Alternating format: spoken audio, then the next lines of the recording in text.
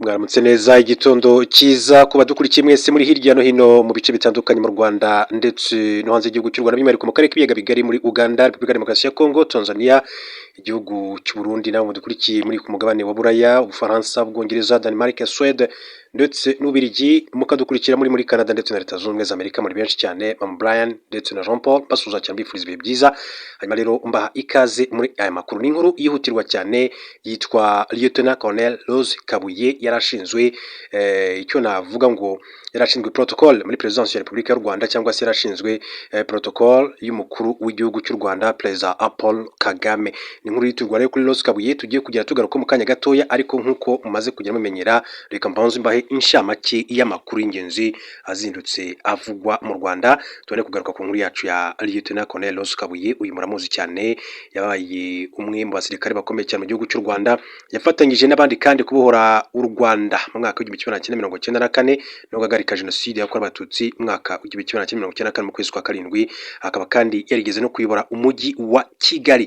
Yaramaze iminsi rero atavugwa mu itangazamakuru ry'u Rwanda, ariko ndaje mabwire amakuru yihutirwa cyane avuga kuri Lieutenant Colonel Rose Kabuye.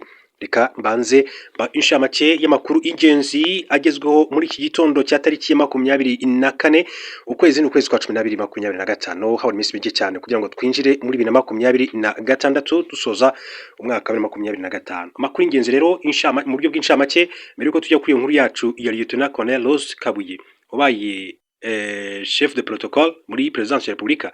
Reka mbabwige ko hari amakuru yandi akomeje kugenda avugwa, aho abasirikare b'u Burundi bari kwinjira rwihishwa muri teritwari ya Fizi mu ntara ya Kivu y'Amajyepfo, batangiye kumvikana ku kwambara impuzankano ya FARDC nk'amayeri yo guhisha ko bakiri kurwana mu ntambara iyo mu burasirazuba bwa RDC.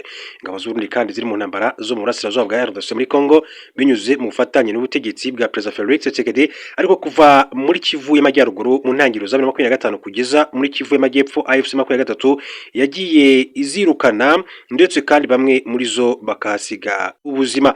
Amakuru atugeraho avuga ko kuva aho imirwano ibaye nk'ihagaze, Alliance Fleuve Congo M23 imaze gufata mujyi wa Uvira n'u Burundi bwasabwe na Amerika kuvana ingabo zabwo muri RDC kugira ngo ikibazo cy'umwuka mubi mu karere kiyabanye ubukana.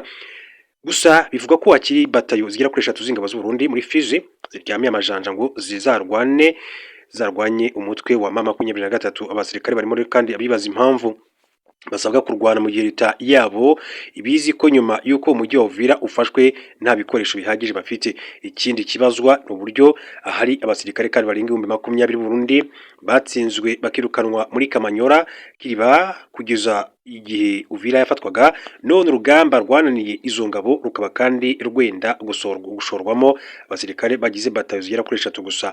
Abasirikare bagaragaje ubwoba bwinshi cyane, bahamya ko mu gihe Baraka yaba igiye mu biganza bya AFC 23 yakurikirwa na Karemi kandi bataha bagishoboye kuva muri aka gace ngo basubire iwabo. Abenshi muri abasirikare kandi bahakanye kutazambara impuzankano za FARDC navuga igisirikare cya Repubulika ya Demokarasi ya Kongo, ngo nubwo bazi neza ko barwanira inyungu z'abasirikare bakuru, ariko biyemeje kandi kuzagwa mu mwambaro w'igisirikare cyabo cy'u Burundi. Hari amakuru yagiye hanze avuga ko Burundi bushaka gutangaza ko bwavanye ingabo zabwo zose muri RDC, ariko agakoreshwa amayeri yo kubarekerayo bakarwana bambaye impuzankano za FARDC, no kuvuga z'igisirikare cya Repubulika Iharanira Demokarasi ya Kongo.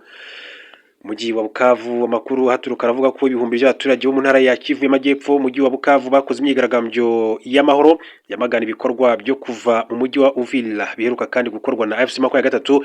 Imyigaragambyo yabaye ku 23 kuza 25 mu mihanda yerekeza ku biro bya guverineri wa Kivu y'Amajyepfo, harimo ibihumbi by'abo miryango ya societe civile n'abaturage bagaragaza ko batishimiye ingabo za AFC 23 byo kuva muri Uvira. Umutwe wa AFC 23 kandi wafashe Uvira ku itariki ya 9 kuza 25, ariko wiyemeje kuva muri uyu mujyi tariki ya 15 kubaza hagamijwe gushyigikira inzira z'amahoro ya Doha. Miki Mitoki uhagarariye cyitwa Sosive ati abaturage muri Kivu y'Amajyepfo basanga uburyo bwo kuvana AFC 23 mu mujyi wa Uvira bidakwiye. Guverineri wa Kivu y'Amajyepfo yitwa Patrick Busu Bangwe yavuze ko abakiranye yombi ubusabe bw'abaturage bose b'iyi ntara ndetse abashimira urugendo rw'amahoro bakoze. Yahamije ko Alliance Fleuve Congo M23 izakomeza kandi guharanira amahoro no kubwira abo bireba bose kugira ngo rero abaturage bashobore kubaho umudendezo. Yasabye abari muri Uvira gukomera ndetse abizeza ko mu gihe ibintu bizaba bimaze kujya ku murongo bazabasura. Abatuye muri Bukavu kandi basabye ko impande zombi zihanganye zikwiye kubahiriza agahenge kavugwa mu biganiro bya Doha ndetse kanemeranyijweho.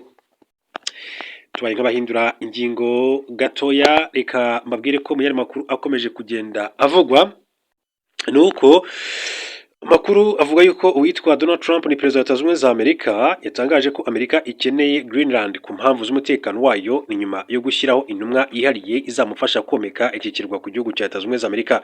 Ubwo yari mu kiganiro n'abanyamakuru ku itariki 21 Ukuboza, bwana Trump yavuze ko bakeneye Greenland mu rwego rwo kurinda umutekano w'igihugu ayobora kubera amato y'Uburusiya ndetse n'Ubushinwa aba azengurutse iki kirwa cya Greenland.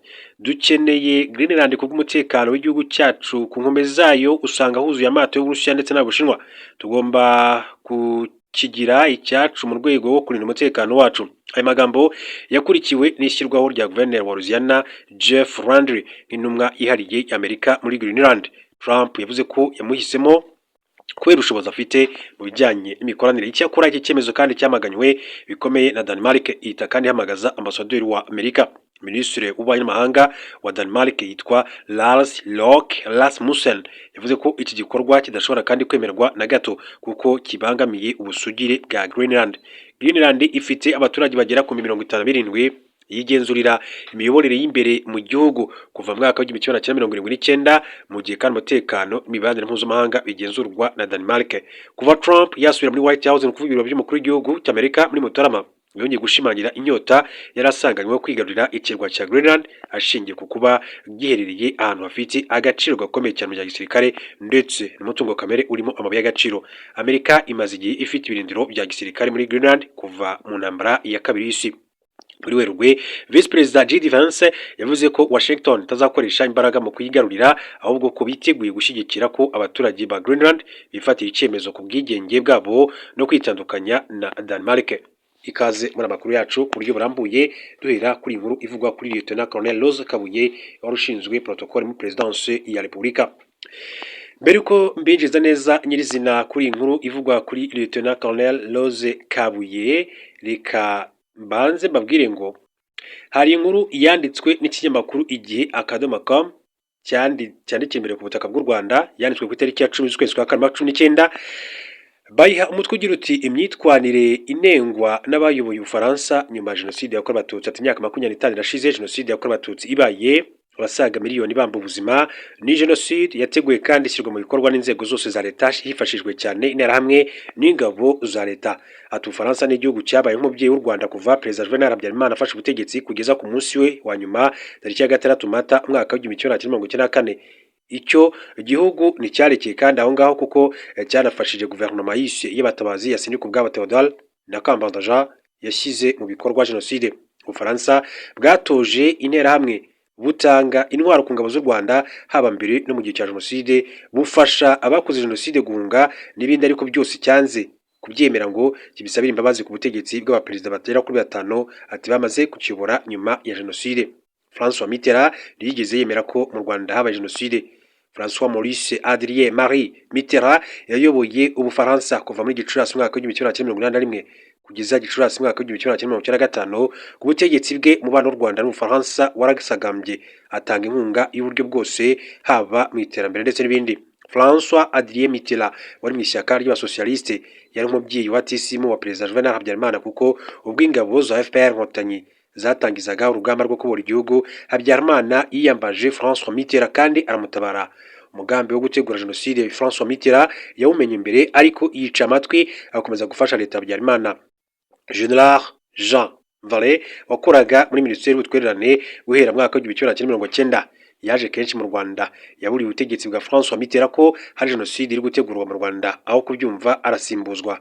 Kubera ubufasha bwose yatanze, François Mitterrand yarinze apfa mu mwaka wa 1996 ataremera ko mu Rwanda habaye jenoside, ndetse n'ubutegetsi bwa FPR Inkotanyi ntiyigeze kandi abwemera. mu gushyingo umwaka w'igihumbi kimwe magana cyenda mirongo cyenda na kane hashize amezi ane jenoside yahagaritswe, François Mitterrand yigeze kandi atumira abayobozi bashya b'u Rwanda mu nama 18 ihuza Ubufaransa n'ibihugu bya Afurika bikoresha igifaransa yabereye i Biarritz. Muri iyo nama abanyamakuru babaje François Adrien Mitterrand icyo avuga kuri jenoside mu Rwanda, asubiza bumvikanisha ko mu Rwanda habaye jenoside ebyiri. Ati muravuga iyihe jenoside banyakubahwa? Ati muravuga iriya abahutu bakorewe abatutsi cyangwa abatutsi bakorewe abahutu? Tariki ya 2013 Mutarama mwaka w'igihumbi kimwe magana cyenda mirongo icyenda n'umunani, ikinyamakuru The Independent cyanditse ko hari ubwo François Mitterrand yigeze kandi kuvuga ngo mu bihugu nka biriya u Rwanda jenoside si ikintu cy'ingenzi. Mu magambo atandukanye François Mitterrand yagiye avuga ku Rwanda, nta na hamwe yigeze kandi agaragaza kwicuza ku ruhare rw'igihugu cye. Bernard Kouchner washinze umuryango Médecins Sans Frontières yavuze ko muri Mata uva mu kwezi kwa kane mwaka w'igihumbi kimwe magana cyenda mirongo icyenda na kane yahuye na François Mitterrand ngo amumenyeshe ibiri kubera mu Rwanda. François Mitterrand akamusubiza ngo Kouchner, genda ndabazi murakabya cyane. Uwitwa Jacques Chirac nta gishya yazanye. Muri Gicurasi mwaka w'igihumbi kimwe magana cyenda mirongo icyenda na gatanu François Mitterrand yasimbuwe na Jacques Chirac wo mu ishyaka ry'abarepublicain. Ubutegetsi bwe bwarangiye muri 2007 aho kuba ubusana umubano w'u Rwanda n'Ubufaransa bwarushijeho kandi kuwuhurura.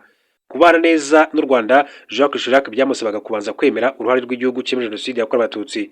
Ibyo ntiyashoboraga kandi kubikora kuko ayo mateka mabi nawe yagizemo uruhare, kuko yakoranye na François Mitterrand amubereye minisitiri w'intebe kuva mu mwaka w'igihumbi kimwe magana cyenda mirongo inani na gatandatu kugeza mu mwaka w'igihumbi kimwe magana cyenda mirongo inani n'umunani.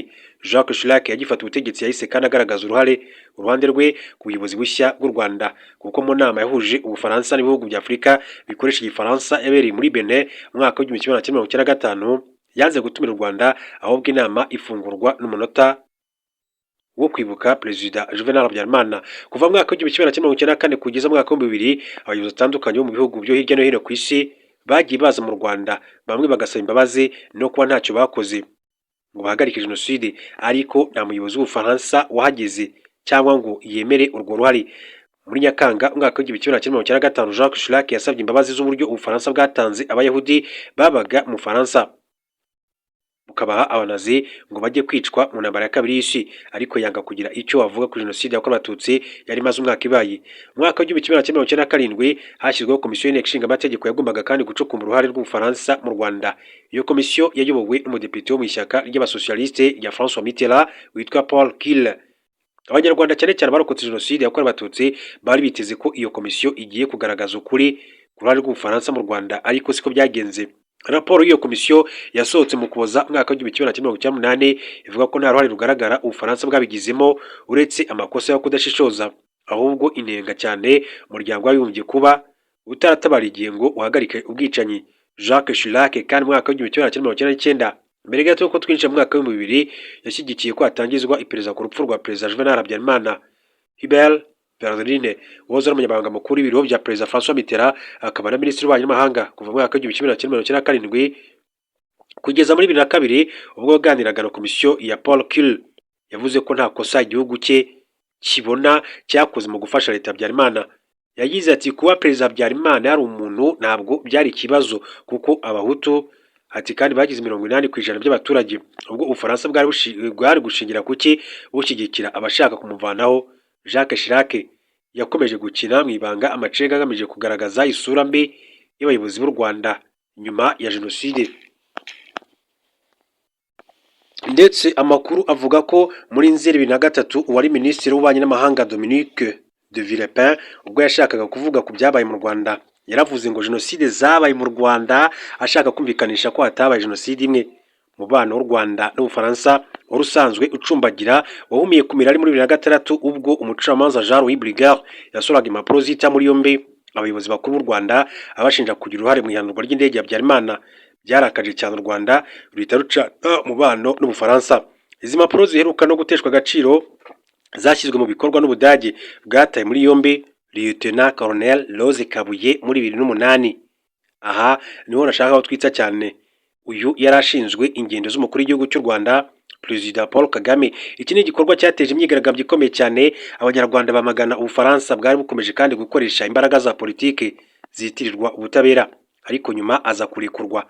Muri 2010 hari amakuru y'ibanga yasowe n'uwitwa na Wikileaks avuga ko Jean-Louis Brigard mbere yo gusohora izo mpapuro yabanje kubiganiraho n'abayobozi barimo Perezida Jacques Chirac, ngo we na Jacques Chirac bacuze umugambi bemeranya igihe izo mpapuro zagombaga gusohoka.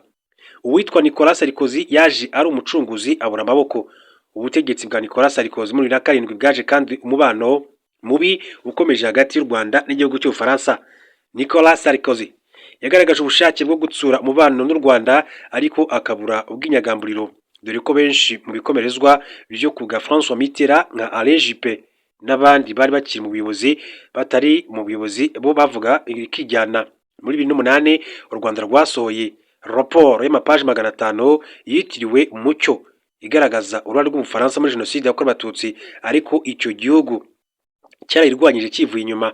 Nicolas Sarkozy yakomeje kandi guhanyanyaza muri 2009 umubano w'ibihugu byombi wongera kubyutswa, byakurikiwe n'uruzinduko rwa mbere rudasanzwe Perezida w'Ubufaransa mu Rwanda nyuma y'igihumbi kimwe magana cyenda mirongo icyenda na kane. Nicolas Sarkozy ahagera muri Gashyantare mu mwaka wa 2010 asura urwibutso rwa jenoside rwa Kigali, anemera amakosa igihugu cye cyakoze. Mu kiganiro ahaye abanyamakuru ari Kigali yagize ati ntabwo twaje kwinezeza hano ndetse no gukina amagambo, ati byabaye ahangaha ntibikwiriye kandi birahamagarira umuryango mpuzamahanga n'Ubufaransa burimo gutekereza ku makosa yakozwe yatumye hatabo gukumira cyangwa se guhagarika iki cyaha ndengakamere mu Rwanda. Muri 2011 Perezida Paul Kagame nawe yagira uruzinduko rwa mbere mu Bufaransa rwashimangiraga ubushake hagati y'ibihugu byombi mu kuzahura umubano. François Hollande yanze gukoma rutenderi. Ubutegetsi bwa Perezida Nicolas Sarkozy bwarangiye muri 2012 ibintu bitangiye kujya mu murongo hagati y'u Rwanda n'Ubufaransa, ariko byongera gukonja ubwo yasimburwaga na François Hollande. François Hollande yagiye ku butegetsi ku iturufu y'ishyaka ry'abasocialiste ryari ku butegetsi ubwo jenoside yakorewe Abatutsi yabaga. Nubwo ku butegetsi bwe hagiye haba ibimenyetso bigaragaza umubano mwiza, ntiyigeze ashaka kwemera uruhare rw'igihugu cye mu byabaye mu Rwanda. Ibintu bishobora kuba bifite kandi aho bihuriye n'ishyaka ryamushyize ku butegetsi ari naryo ryayoboraga muri jenoside. Icyakora ku bwa François Hollande muri 2014 urukiko rwo mu Bufaransa rwakatiye Kapiteni Simbikangwa Pascal igifungo cy'imyaka 25 kubera uruhare rwe muri jenoside. Ni urubanza rwa mbere rwari rubereye muri icyo gihugu cy'Ubufaransa rurimo ushinjwa jenoside yakorewe Abatutsi mu Rwanda. Nyuma kandi muri 2016 ubutabera bw'Ubufaransa bwatangiye gukurikirana Octavien Ngenzi na Tito Barahira bahoze ari ba burugumestre mu gihe cya jenoside, bombi bakurikiranyweho ibyaha bya jenoside. Ubundi bushake bwa François Hollande bwagaragajwe mu gushyira ahagaragara inyandiko z'Ubufaransa zifite aho zihuriye n'u Rwanda mu gihe cya jenoside yakorewe Abatutsi. Nubwo kandi izo mpapuro zasohowe ari nke, zagaragaje amakuru y'uburyo icyo gihugu kandi cyagiye kandi gishyigikira leta yateguraga jenoside. Icyakora hakomeje kuba urwijiji mu mubano w'ibihugu byombi, kuko nko mu muhango wo gutangiza kwibuka ku nshuro ya 20 jenoside yakorewe Abatutsi nta muntu uhagarariye Ubufaransa wigeze agera mu gihugu cy'u Rwanda. Uwo munsi Perezida Paul Kagame yongeye kwikoma icyo gihugu cy'Ubufaransa kuba ku isonga mu gutera inkunga abakoze jenoside. Imyaka 4 igihe ati gushira Ubufaransa budafite ambasaderi mu Rwanda, nyuma yuko aheruka ari Michel Fleche arangirije igihe cye ati niyoherezwe undi umusimbura muri 2015. Perezida Emmanuel Macron, perezida utanga icyizere, ati ubutegetsi bwa Perezida Emmanuel Macron bwatanze icyizere ndetse n'itandukaniro ry'abayoboye Ubufaransa bose nyuma y'umwaka wa 1994. Emmanuel Macron w'imyaka 41 ati yamagana ukwigiza nkana kw'igihugu cye mu marorerwa cyagiye kigiramo uruhare hirya no hino ku isi, harimo na jenoside yakorewe Abatutsi. Muri Gicurasi mu kwezi kwa 5/18 Perezida Paul Kagame yasuye Ubufaransa aganira Perezida Emmanuel Macron, bemeza kunoza umubano. Mu Ukuboza 18 abacamanza b'Ubufaransa bahagaritse iperereza ku ihanurwa ry'indege ya Habyarimana yari imaze imyaka 20 rihora ritera umwuka mubi hagati y'ibihugu byombi, ni ukuvuga u Rwanda n'igihugu cy'Ubufaransa. Mu kugaragaza kandi ukuri ku ruhare rw'Ubufaransa ku byabaye mu Rwanda, Perezida Emmanuel Macron yaraherutse kandi gushyiraho komisiyo y'impuguke igomba gucukumbura uruhare rw'igihugu cye kuva mu mwaka wa 1990 kugeza mu mwaka wa 1994. Muhango wo kwibuka ku nshuro 25 jenoside yakorewe Abatutsi, Perezida Emmanuel Macron yohereje umudepite ugomba kumuhagararira. Ni icyemezo cyanenzwe n'abantu batandukanye kuba atari wiziye, ariko kigaragaza ubushake bwo kunga ubumwe nyuma y'ibyabaye byose. Ati umwaka ushize Perezida Paul Kagame yavuze ko Perezida Macron yazanye imitekerereze mishya muri politiki y'Ubufaransa, ndetse ko arimo guhindura politiki y'Ubufaransa n'amateka yabwo hirya no hino ku isi. Akaba rero ari amagambo y'umukuru w'igihugu cy'u Rwanda. Ntibyatinze kuko Perezida Emmanuel Macron yaje kuza mu Rwanda ajya ku rwibutso rwa jenoside yakorewe Abatutsi rwa Kigali ruhere ku Gisozi, avuga ko Ubufaransa rwagize uruhare rutaziguye muri jenoside yakorewe abatutsi mu mwaka w'1994. Ari makuru kandi indi nkuru nayo ifitanye isano n'igihugu cy'u Rwanda, ati niki cyatumye Ubudage buhamagaza ambasaderi wabwo mu Rwanda. Ati u Rwanda rwasabye igihugu cy'Ubudage guhindura ambasaderi bwabwo bwari bufite mu Rwanda. Dr Peter Rost nyuma y'imyaka isaga 2 yaramaze ahagarariye icyo gihugu mu Rwanda. Aya n'amakuru yaje kandi atunguranye kuko ubusanzwe nta mubano mubi wari hagati y'ibihugu byombi no kuvuga u Rwanda n'Ubudage. Bivuga ko Dr Rost yavuye mu Rwanda mu mpera za 2019. Umunyamabanga wa leta muri Minisiteri y'Ububanyi n'Amahanga Ambassadeur Nduhungirehe Olivier ubu ni Minisitiri w'Ububanyi n'Amahanga w'u Rwanda yigeze kubwira itangazamakuru ko Dr West atirukanywe ahubwo yasabiwe gusimburwa. Ati ntabwo yirukanywe ahubwo twasabye guverinoma ye kumuhindura kubera amakosa akomeye yakoze. Ambassadeur Nduhungirehe ntiyifuje gutangaza byinshi ku makosa akomeye Dr West yakoze, ariko amakuru yizewe ikinyamakuru kigiye akadomo.com gifite nuko uwo mugabo imyaka 61 hari amagambo mabi yaba yaravuze harabika umukuru w'igihugu cy'u Rwanda. Ayo magambo ngo yashyize mu nyandiko yohereje umuryango uhuriza hamwe Abadage ba mu Rwanda. Ntabwo iki kinyamakuru cyabashije kumenya by'umwihariko ayo magambo Dr West yakoresheje harabika umukuru w'igihugu cy'u Rwanda. Ingingo 41 kandi y'amasezerano y'Vienne agena iby'umubano mu bya diplomasi ivuga ko abadiplomate nubwo bahabwa ubudahangarwa mu gihugu boherejwemo batari hejuru y'amategeko y'icyo gihugu. Iyo ngingo ivuga ko bagomba kandi kubaha amategeko agenga igihugu bagiye kandi batemerewe kwivanga mu bibazo by'imbere mu gihugu boherejwemo. Mu gihe umudiplomate uhagarariye igihugu cye yitwaye nabi mu kindi gihugu, igihugu cyamweje kiramenyeshwa kigasaba kandi kumuhamagaza cyangwa se kikamwambura ubudahangarwa. Si ubwa mbere u Rwanda rusaba Ubudage guhamagaza ambasaderi wabwo kuko muri 2008 rwarabikoze. Icyo gihe Lieutenant Colonel Kabuye wakoraga mu biro by'umukuru w'igihugu yari afatiwe ku kibuga cy'indege cya Frankfurt mu Budage ku mpapuro zatanzwe n'umucamanza w'umufaransa Jean Louis Brigard. Bihanurwa ry'indege yari itwaye Perezida Juvenal Habyarimana mu Rwanda hari tariki ya 6 ukwezi kwa 4 mwaka w'1994. Munyemere rero mbashimire cyane, mbifurize kandi kugira ibihe byiza, mbabwira ngo mukomeze muri banditse ijambo subscribe mu kuboko k'uburyo cyangwa se s'abonner gukoresha ururimi rw'igifaransa, ukandeho hanyuma ukande kunzogera kugira ngo tukimara gutunganya amakuru yacu ibiganiro byacu bijye bita bikugeraho ako kanya. Igitondo cyiza rero n'umunsi mwiza muri rusange, hanyuma rero turaza gusubira mu yandi makuru masa.